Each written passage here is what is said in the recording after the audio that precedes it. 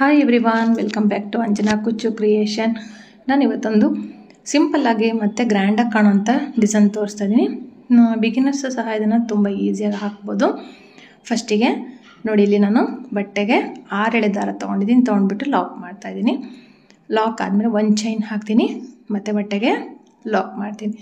ಮತ್ತು ಒಂದು ಚೈನ್ ಬಟ್ಟೆಗೆ ಲಾಕ್, ಮತ್ತು ಒಂದು ಚೈನ್ ಹಾಕ್ತೀನಿ, ಬಟ್ಟೆಗೆ ಲಾಕ್ ಮಾಡ್ತೀನಿ. ಇದೇ ಥರನೇ ಬೇಸ್ ಲೈನ್ ಫುಲ್ಲು ನೀವು ಒಂದು ಚೈನು ಒಂದು ಲಾಕ್, ಒಂದು ಚೈನು ಒಂದು ಲಾಕ್ ಹಾಕ್ಕೊಂಡು ಕಂಪ್ಲೀಟ್ ಮಾಡ್ಕೋಬೇಕು.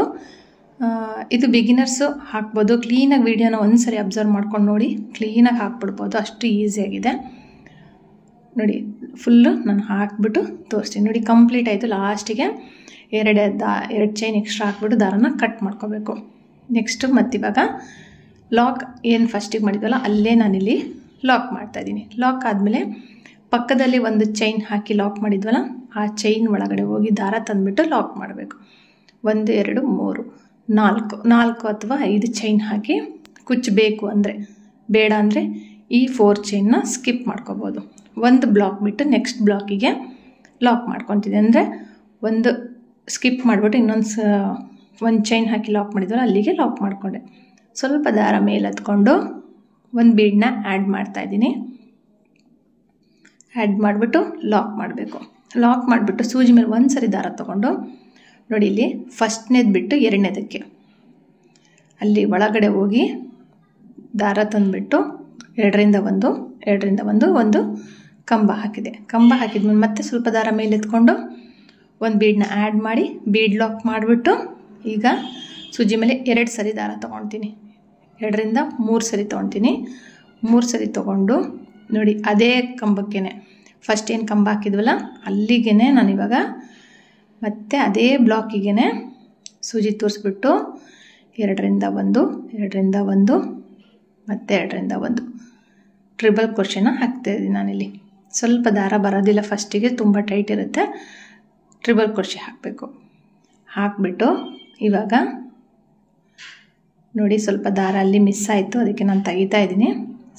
3 ಸರಿ ಬೇಡ, ಸೂಜಿ ಮೇಲೆ 2 ಸರಿ ಮಾತ್ರ ದಾರ ತೊಗೊಂಡು ಟ್ರಿಬಲ್ ಕ್ರೋಶೆನ ಹಾಕಬೇಕು. 2ರಿಂದ 1 ಮತ್ತು 2ರಿಂದ 1 ಸರಿ ಹಾಕಿಬಿಟ್ಟು ಫಸ್ಟಿಗೆ ಒಂದು ಕಂಬ, ಅದಾದಮೇಲೆ ಟ್ರಿಬಲ್ ಕ್ರೋಶೆ ಆದಮೇಲೆ ಮತ್ತೆ ಒಂದು ಬೀಡು ಆ್ಯಡ್ ಮಾಡಿ ಬೀಡ್ ಲಾಕ್ ಮಾಡಿಬಿಟ್ಟು ಇವಾಗ ಸೂಜಿ ಮೇಲೆ 1 2 3 ಸರಿ ದಾರ ತೊಗೊಳ್ತಿದ್ದೀನಿ. ಫಸ್ಟಿಗೆ ಒಂದು ಕಂಬ, 2ನೇ ಸರಿಗೆ ಟ್ರಿಬಲ್ ಕ್ರೋಶೆ, 2 ಸರಿ ಸೂಜಿ ಮೇಲೆ ತೊಗೋಬೇಕು.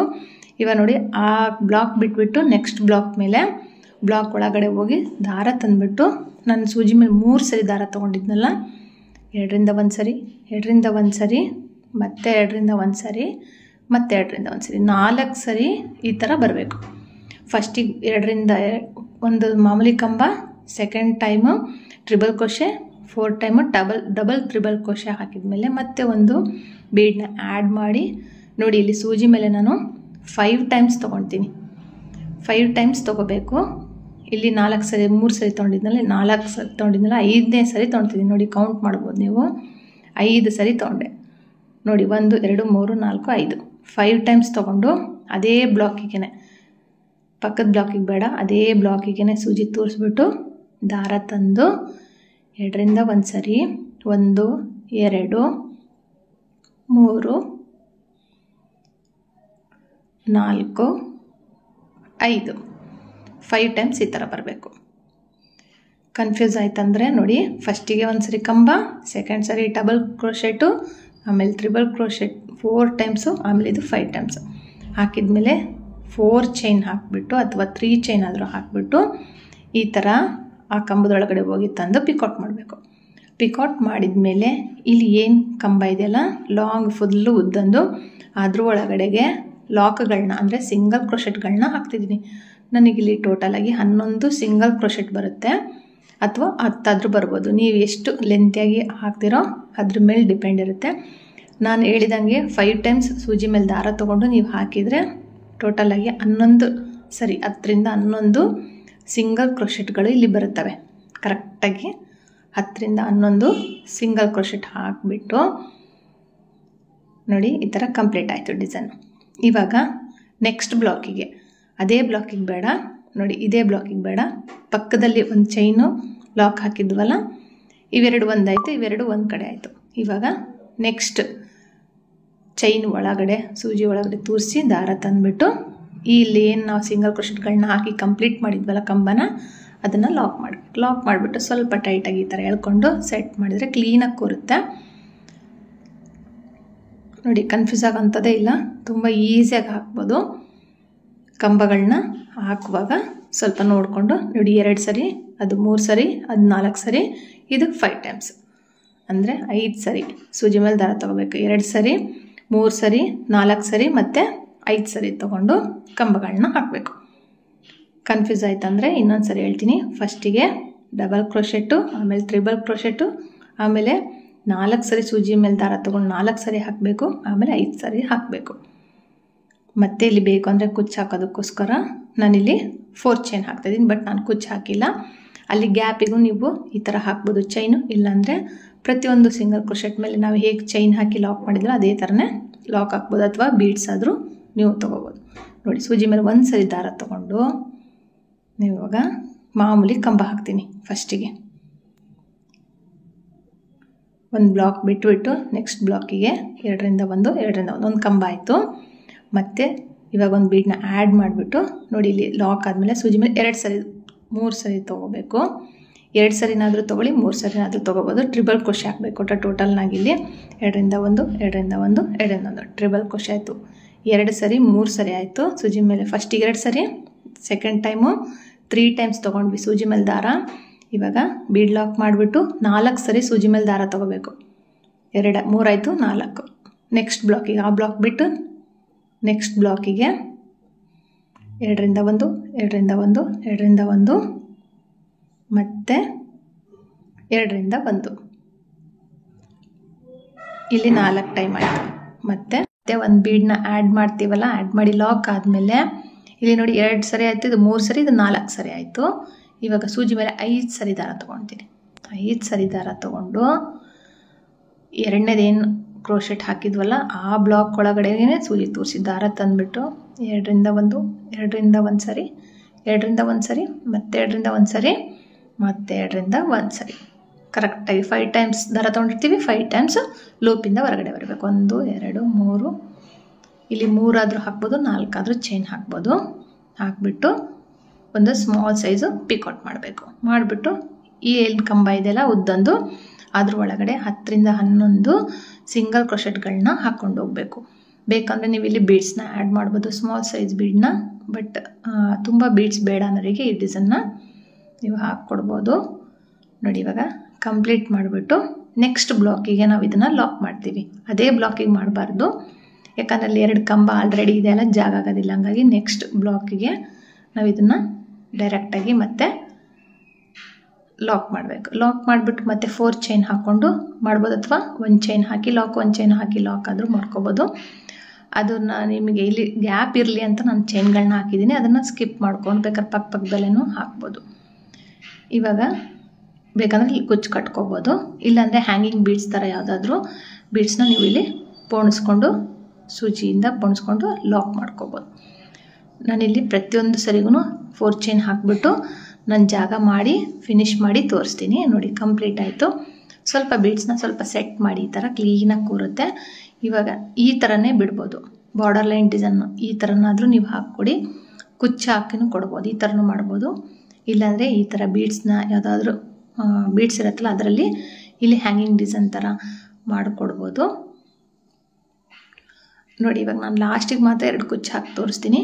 ಇಲ್ಲಿ ಏನು 3 ಚೈನ್ ಹಾಕಿ ಲಾಕ್ ಮಾಡಿದ್ವಲ್ಲ ಅಲ್ಲಿ ಒಂದು ಸ್ವಲ್ಪ ತೀರಾ ಖಾಲಿ ಖಾಲಿ ಅನಿಸುತ್ತೆ ಅಂತ ಹೇಳ್ಬಿಟ್ಟು ಇದರಲ್ಲೇ ನಾವು ಇನ್ನೊಂದು ಥರನೂ ಡಿಸೈನ್ ಮಾಡ್ಬೋದು. ಅದನ್ನು ನಾನು ತೋರಿಸ್ಕೊಡ್ತೀನಿ. ಇವಾಗ ನಾವಿಲ್ಲಿ 6 ಎಳೆ ದಾರನ ತೊಗೊಂಡು ಆ ಹೋಲ್ ಒಳಗಡೆ ಏನು 3 ಚೈನ್ ಹಾಕಿ ಲಾಕ್ ಮಾಡಿದ್ದು ಪಿಕೌಟ್ನ ಒಳಗಡೆಯಿಂದ ಖಾಲಿ ಜಾಗ ಇರುತ್ತೆ, ಅಲ್ಲಿ ಒಂದು ಹೋಲ್ ಇರುತ್ತೆ, ಅದರೊಳಗಡೆಯಿಂದ ದಾರ ತಂದುಬಿಟ್ಟು ಈ ಥರ 2 ದಾರನ ಗಂಟು ಹಾಕಬೇಕು.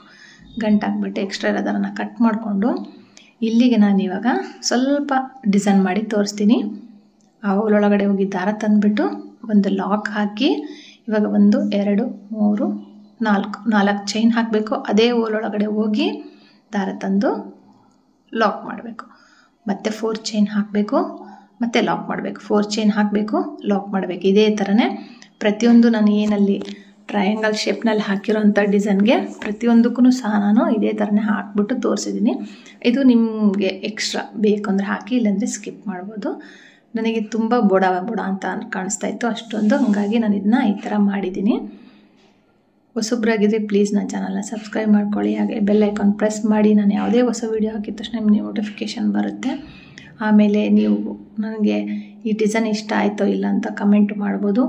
ಇಷ್ಟ ಆದರೆ ಇಷ್ಟ ಅಂತ ಮಾಡಿ, ಇಷ್ಟ ಆಗಿಲ್ಲ ಅಂದರೆ ಇಷ್ಟ ಆಗಿಲ್ಲ ಅಂತಲೂ ಮಾಡ್ಬೋದು, ನಿಮ್ಮ ಚಾಯ್ಸ್ ಅದು. ನಾನು ಅದನ್ನು ಅಕ್ಸೆಪ್ಟ್ ಮಾಡ್ಕೊಳೋದಕ್ಕೆ ರೆಡಿ ಇದ್ದೀನಿ.